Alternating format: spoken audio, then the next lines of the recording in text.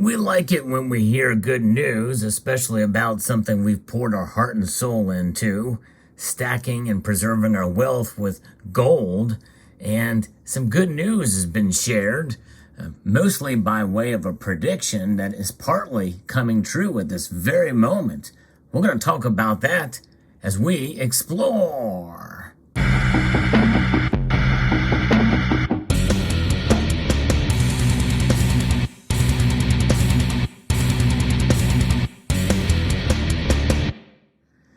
And not many people do we follow advice as far as predictions because a lot of people get things wrong.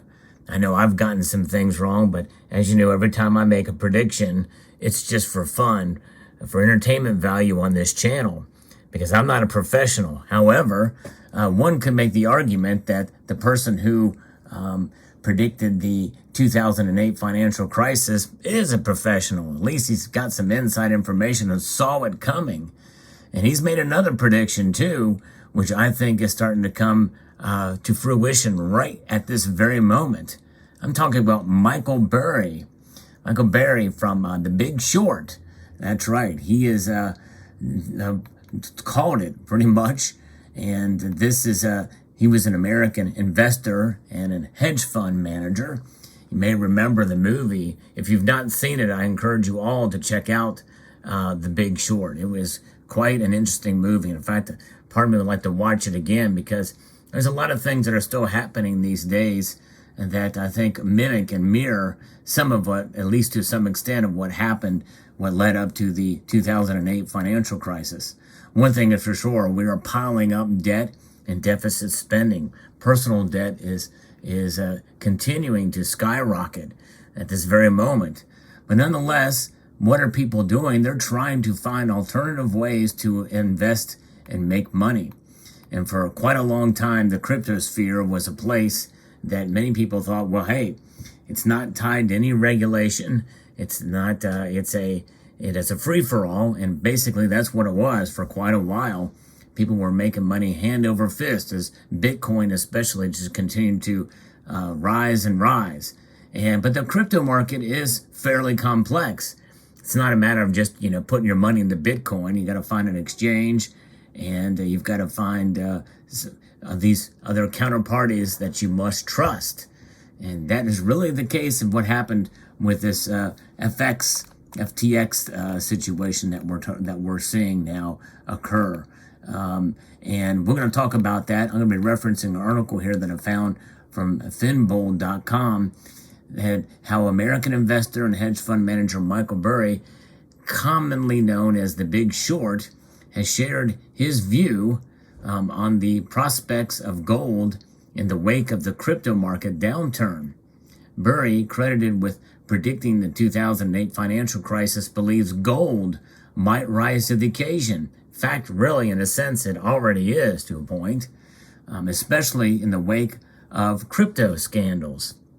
And in a now deleted tweet on November the 15th, Burry stated that the moment for gold to rise would be when crypto-related scandals merge into what he termed a contagion.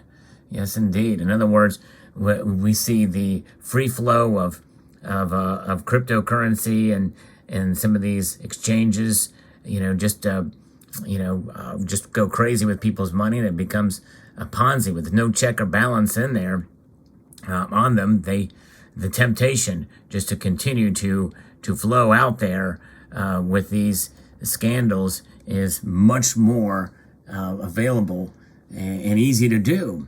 And that's exactly what happened with the latest situation. We'll talk about that in a moment. Burry's comments come as gold continues to rally despite the prevailing macroeconomic factors driven by rising inflation and possible continued interest rate hikes. In particular, gold hit a 60-day high, and we've seen it trading very close to $1,800. It did get right up to that level with the latest geopolitical scare, which has now subsided to some degree. Nonetheless, there's a lot of different factors playing in, but I think part of that is people putting their money into gold and getting out of cryptos. And it's right now, and may not be enough to make a difference, but it very well could if it does turn into a contagion. It's worth noting that the crypto space has been impacted by a myriad scandals that have significantly contributed to the depressed prices. For instance, in May, the market was hit with the Terra Luna ecosystem crash, followed by widespread bankruptcy filings, impacting firms like Celsius Network and Voyager Digital. Never heard of any of that stuff. And you may remember a few years ago, there was another scandal with another exchange, and I forget what the name of that was. I'm going to say it was Binance, but I don't think that was. It was something related to Binance, if I'm not mistaken. But there was a scandal there too, and they went belly up. The biggest scandal, though, involved the FTX cryptocurrency exchange, which was affected by a liquidity crunch, with former CEO Sam Bankman-Fried facing allegations of misappropriation of customer funds. Basically, makes Enron look like a child's play, if what we're seeing from the initial assessments here. And by the way, he was the second largest donor to the Democrat Party for the midterm elections, only behind George Soros. With the suppressed market conditions, Burry previously warned that investors should prepare for a possible stock and crypto crash, per a Finbold report on July the 1st. So he's predicting this back in July. According to the Scion Asset Management founder, the recently witnessed massive correction in the S&P 500, NASDAQ, and Bitcoin prices represents multiple compressions. Yes, indeed. And what does this all lead back to? Well, I'll tell you here in a moment. At the same time as the FTX crisis unraveled, the market was affected significantly, led by assets like Bitcoin, which corrected below the crucial $20,000 level. The crisis dented the investor hopes of a possible market bottom. And so now we're seeing Bitcoin trade just under $17,000. And with gold's positive performance, proponents of the precious metal have maintained that Bitcoin has a long way to go before being considered a hedge against inflation. True that. And why is that? Because there is counterparty risk. And that counterparty, in this case, was FTX cryptocurrency exchange.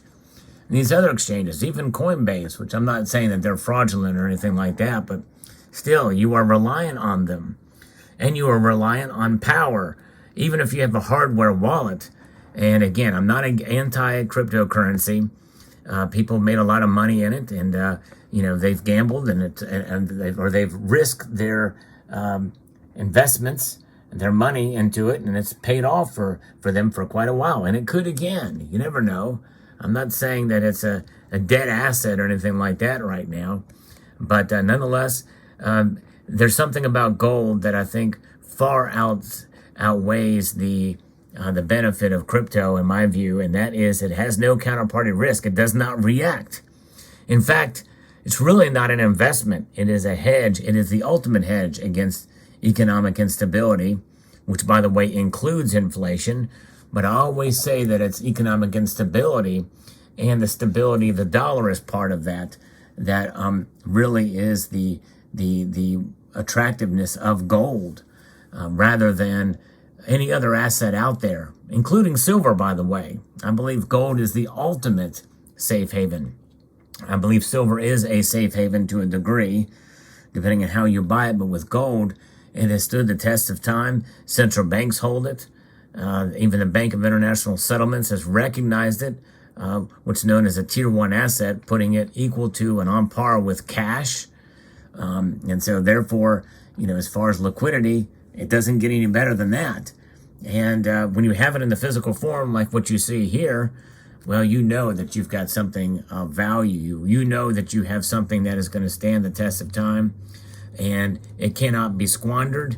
Once you verify that it is indeed genuine, like this piece right here, then you can rest assuringly knowing that it is the real deal, gold. And when you feel it in your hand, you know it. You know the gold stands the test of time, and as it comes in its various different designs, coins, nation states that mint it. It's beautiful. It's a beautiful metal, and it is devoid of counterparty risk. The only risk you may have is the security, depending on how and where you store it. And it's, in other words, you don't want it to get stolen physically.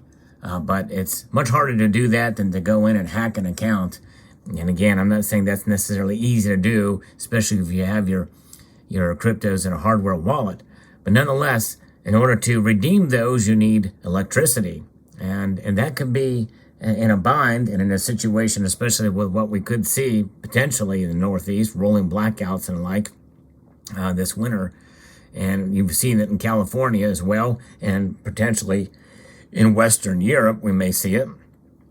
It's very difficult if there's no electricity to redeem your coins, your Bitcoins. So I look at this. Gold is now becoming the alternate to an alternate asset. It is the alternate asset to the alternate assets that are out there available today in digital form. And what better way to be an alternate asset than to be the physical alternate asset that has been the traditional money for thousands of years. So we're going back to the traditional, but we're going back with a bang because gold stands the test of time. And all of the examples that you see here are modern, sharp-looking examples of bullion coins in the purest form that you can find for this metal. So it is up to par. And no counterparty risk in the physical. Gold, it's a metal to have. It's a metal to own. And even Michael Burry recognizes this, or Michael Berry. I may not be pronouncing it exactly right. But nonetheless, there it is. And he's predicted what we're starting to see right now back in July.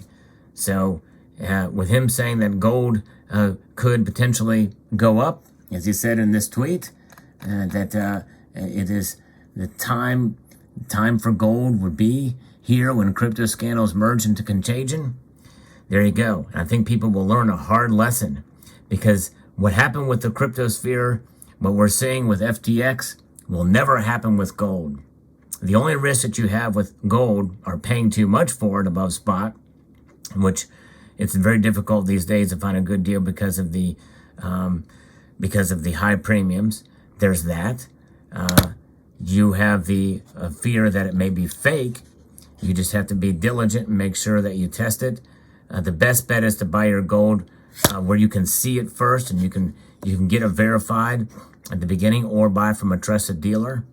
And other than that, those two things, and keeping it safe, in other words, keeping it protected, the best way to keep your gold protected is to tell as few people as possible about that you own it.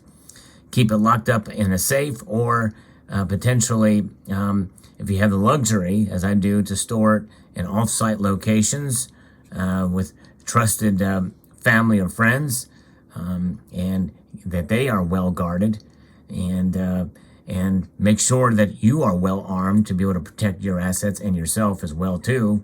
Just as a general rule, it's always good to be protected with a lot of firepower and guns, presumably in every room of the house, and you'll be good to go. So there you have it. What are your thoughts about this story? Pretty fascinating indeed.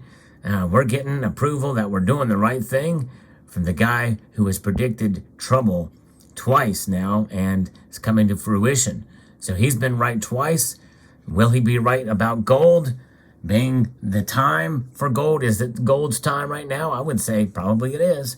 Let me know what your thoughts are in the comment section below. I'd like to extend a multitude of gratitude to you all for taking the time to watch, and encourage you to please rate, share, comment, and subscribe.